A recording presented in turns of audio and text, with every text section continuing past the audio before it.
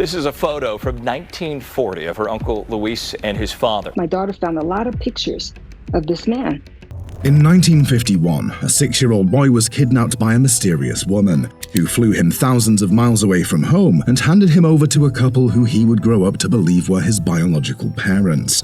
How did he survive this nightmarish attack? Let's take you through the heartbreaking story of the missing boy from Oakland and the decades-long mystery that followed.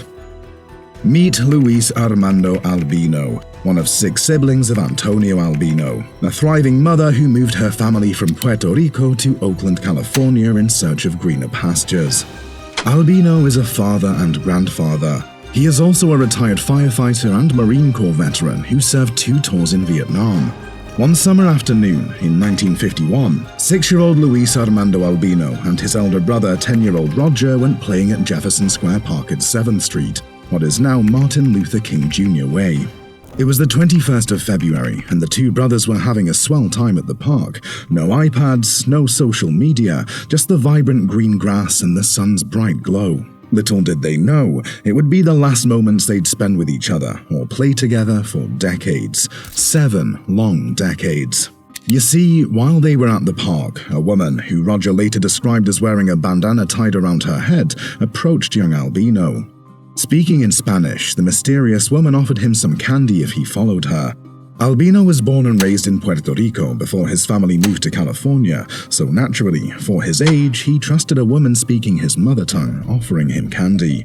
So he followed her. Being the elder one, Roger tried to protect his brother, or at least to get to know where his brother was headed with this mysterious woman, but he couldn't keep up. She was faster.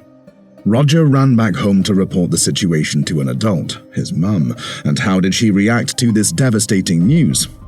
Yeah, before we continue, please like this video and subscribe to support our channel. We cover intriguing true crime stories, mysterious disappearances, and unsolved cases you won't want to miss. Now, back to the video. Well, Ms. Antonio Albino wasn't exactly worried at first. She didn't believe Roger and thought young Luis Albino wandered off or something. I mean, it's the park. He shouldn't have gone too far. So they went to the park to look for him, but Luis Albino was gone, disappeared. After searching for a while, to no avail, Miss Antonio got worried sick. So the family put a call through to the police to report the situation. Then a proper search began. The search dragged on for weeks, with state and federal authorities pulling out all the stops to find him. They scoured every inch of the city, but despite their efforts, no lead surfaced. Days turned into nights, and still there was no sign of him, not even a body to confirm the worst fears, that the 6-year-old was gone forever. Where was he? Keep watching, we're getting there. As time went by, the authorities began to lose hope. So did the city. There were no signs of him anywhere. But you know who didn't? Albino's mum. She knew that her son was out there somewhere, so she visited the police's missing person bureau to press for information. It started as a daily visit, then became monthly, and eventually her visit slowed to once a year, but she never gave up, she persevered. The Oakland Tribune published a 15-year review of the case in 1966, and they gave details of the heartbroken mum's efforts to get updates on her son's disappearance. 1966 was also the year Albino turned 21, so the family renewed their search 15 years after the kidnapping. Albino was now legally an adult. They had high hopes that he might appear on official records as he entered adulthood. At the same time, they were making multiple trips to Puerto Rico. Antonia had a feeling that her son might have been taken back there. Still, nothing. No news of Albino anywhere, almost as if he vanished into thin air. The authorities got even more worried about the whole situation. This is a rare situation when a boy disappears and doesn't eventually show up, alive or dead. Oakland Police Lieutenant Dominic DeFryer told the Oakland Tribune in 1966, "I'd give an awful lot to find out why." Everyone who knew about the case was devastated, but Antonia was still searching and seeking fresh information on her missing child. She couldn't give up just yet. Now, this is where things get interesting. Let's fast forward to 5 decades after the renewed search. It is 2020. Technology has now advanced. We have Google, TikTok, Twitter, DNA kits, and a database. Luis's niece, Alida Alekin, had heard a lot about her uncle who went missing at the age of 6. The family never forgot. His picture was always hung at the family home, and her grandmother, Antonia, carried the original article in her wallet for as long as she could. She never stopped talking about him too. Even though the trail had gone cold, Alekin had the stories of her lost uncle engraved in her mind. The pictures, articles, and the hopes of her grandma were also a reminder that he was out there somehow. And then came a breakthrough. My daughter found a lot of pictures of this man, and we started comparing them, and we saw the resemblance that was so strong, how much he looked like my other uncles. And then there was one picture that he really, really looked like my grandmother. That one kind of like gave me chills. And I said, no, there's something here.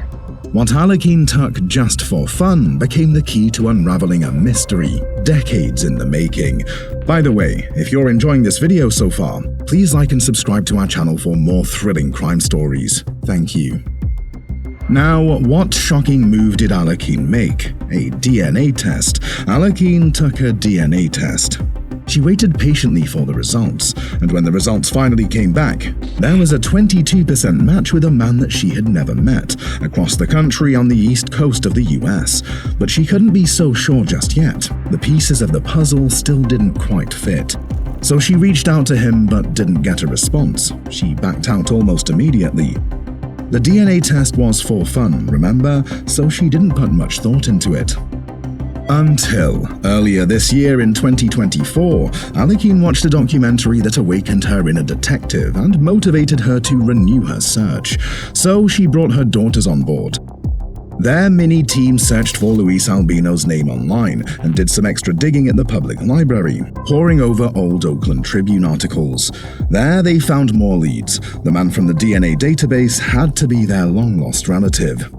Then she contacted the missing persons unit in OPD to alert them about the DNA test results and her uncle's possible identity. This was way back in March. Seeing that they now had enough leads and the right technology to do more digging, the police reopened Albino's case, so they started digging. They searched through public records and collected DNA samples from Albino's living siblings, all with the help of the California Department of Justice and the FBI. Unfortunately, they hit a dead end. The investigators couldn't get through to Albino or his family, but it wasn't for long. Eventually, they managed to have FBI special agents dispatched to contact him at his residence. Once they reached him, they wasted no time interviewing him and collecting a DNA sample. Then, a miracle. His statements and genetics confirmed what police call the best possible outcome. Albino was indeed the boy who had been kidnapped in 1951. This is a photo from 1940 of her uncle Luis and his father. Alida continued to search online, convinced she had a lead. She took that information to OPD, who then took it to the FBI. They found the man, and after comparing his DNA to Alida's mother, and Roger confirmed it was Luis, they set up a meeting in June. Once they got the news, Alekin and her mum shed tears. Tears of joy. She told Mercury News, "We didn't start crying until after the investigators left. I grabbed my mum's hands and said, 'We found him.'" One of the best news they'd had in decades. Then came the reunion. Oakland woman is celebrating tonight after decades of perseverance helped her family reunite with her uncle, who was abducted from a West Oakland park in 1951. Luis Armando Albino was just 6 years old when he was taken while at the park with his brother Roger. He remained missing despite the efforts of Oakland police and the FBI. In June, the OPD investigators, FBI victims advocates, and the California DOJ flew Albino from the East Coast to California to reunite with his family. Alekin said her uncle hugged her, gave her a kiss on the cheek, and said, "Thank you for finding me." It was just hugs and tears. Lots of hugs and tears. He hugged me really tight, and he said, "Thank you for finding me." And he gave me a kiss on the cheek. Yeah, it was nice. It was an emotional moment. Albino finally got to spend some time with Roger again. They both grabbed each other and hugged themselves really tight. They couldn't play in the park anymore, but they did do some catching up. They talked about the kidnapping and their military service. Luis visited again in July and spent time with his brother Roger. They were able to share stories of how they remembered that day in 1951, how they both served in the military and made up for lost time. They hugged. It was a very emotional hug. Then they sat down and they talked about that day that he was taken. Roger, obviously said what he went through, what he saw, what he heard, describing the woman. And then Luis also said, what he went through, what he remembered. Unfortunately, their mother didn't get to see these two brothers reunite. She passed away in 2005 at the age of 92. But we know for sure that it'd bring her great joy wherever she is. May her soul rest in peace. I think she's happy. I honestly think she was there guiding me too. It's just the way everything worked out. It's just, like I said, it's unbelievable. I believe that she was there guiding me. I do. Reports also have it that Albino doesn't remember all the details of his abduction. For most his life, he believed the couple who raised him were his real parents. The whole incident was still very fuzzy to him.